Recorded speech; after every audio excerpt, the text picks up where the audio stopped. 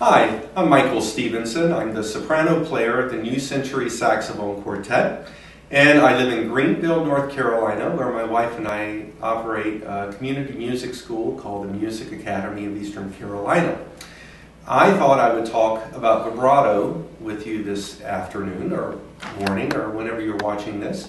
And I wanted to first of all demonstrate what a straight tone would look like if it's drawn out on a piece of paper. As you can see, it's just a very straight line, and that's typically the way that we first learn to play the saxophone, by blowing long tones using just a very straight approach and trying to keep the airflow very steady to do that. And I want to show this other picture which demonstrates what a vibrato is. And basically vibrato is taking that straight tone and making the pitch go below the pitch, the actual straight tone pitch, and coming back up to it, and then going below again and coming back up to it. And that's what vibrato is. Basically, you may also notice that I tried to make the bottom parts of the vibrato very even, and usually you want the vibrato to have a very smooth and a very even effect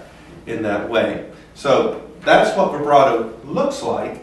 I thought I would demonstrate a little bit of what it sounds like and about what I'm doing to actually get the vibrato to sound. Okay, so this is a straight tone, and I'm just going to play just a regular F natural and just try to keep it as steady as I possibly can.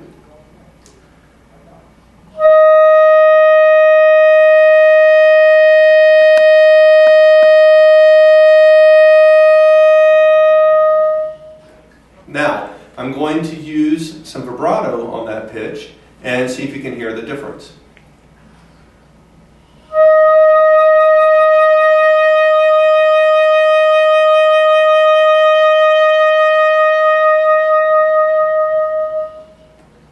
Now, you may have noticed I used several different speeds of vibrato. The vibrato didn't necessarily stay the same speed, and depending on the musical phrase that you're producing and where you want to use vibrato depends. It will actually the speed of the vibrato becomes an issue. Like for instance, if you were ending a piece, you wouldn't necessarily want a very fast vibrato, unless it's a very fast piece, of course, and a very Baroque ending. But if it was a very slow piece with a very slow ending, you probably want to use a slower vibrato. So, how do you get those different various stages and speeds of vibrato? And I do a very simple exercise with my students. I'll take a metronome, and usually I'll set it on 60. And then I would have them produce different speeds of vibrato at this particular marking, at the 60 marking. So, and usually I start out with doing 4s and letting the vibrato sing for a few beats, just doing 4 beats of vibrato per, or 4 vibrations of vibrato per beat.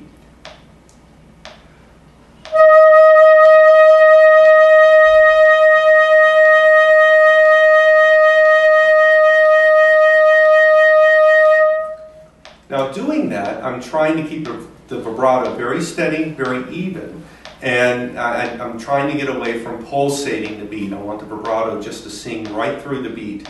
And then once a student is comfortable with doing 4s, I may suggest, why don't you do 3s? And so I'm going to do 3 vibratos per beat.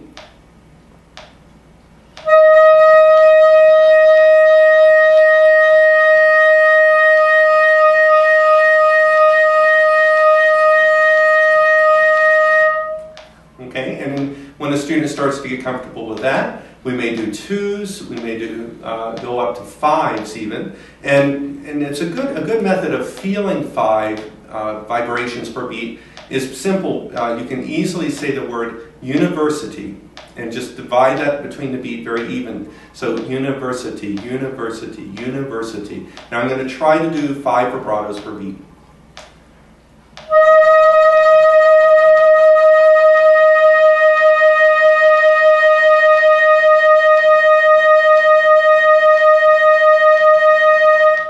Until I feel comfortable with that.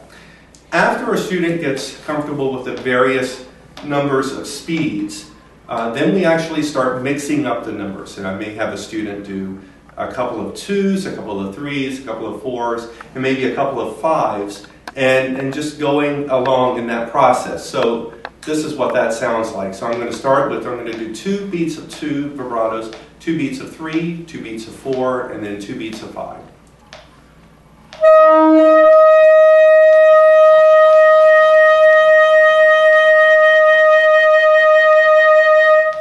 And so you actually develop an accelerando with the vibrato. It keeps getting faster. And of course, you can go the other way. You can start with the 5s and go back to 2s.